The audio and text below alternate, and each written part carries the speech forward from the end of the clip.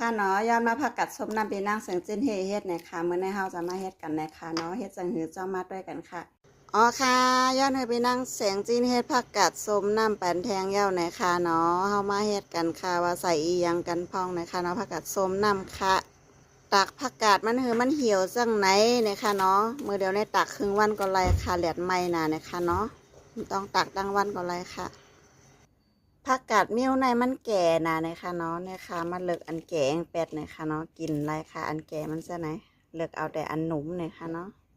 ซอยบอกในนะคะเนาะตีเต้งอันซอยก็ไรอยู่นะคะแต่มันซ้ำรอดซอยเก่านะคะเนาะเพราะมันโซมมากก็ต้องโดดซอย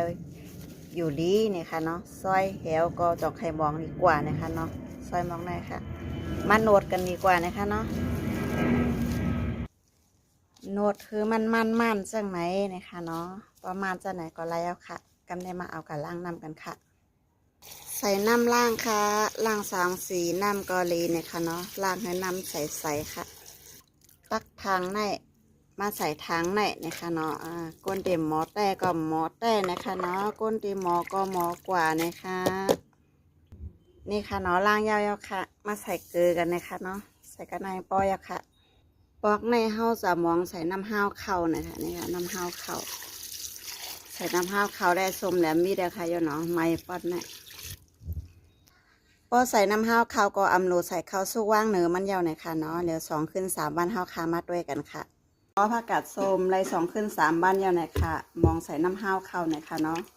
ข้าวขาจะมาลูกันนะคะใส่ยังพองมาด้วยค่ะซอยผักหมี่ผักกี้ใส่ค่ะ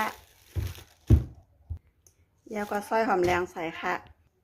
เยาวก็ซอยแบบพริกลิบใส่ค่ะเนาะเยาวก็ใส่พองหวานค่ะใส่เกลืออ่อนนะคะเนาะอย่าเพิ่งใส่เกลือน้ำค่ะมือข้าวมองก็ข้าวขาใส่เกลืออยู่นะคะเนาะก็มาเกากันค่ะอัลลัลละแหลกใหม่ๆจ้าไหนหวานนะคะ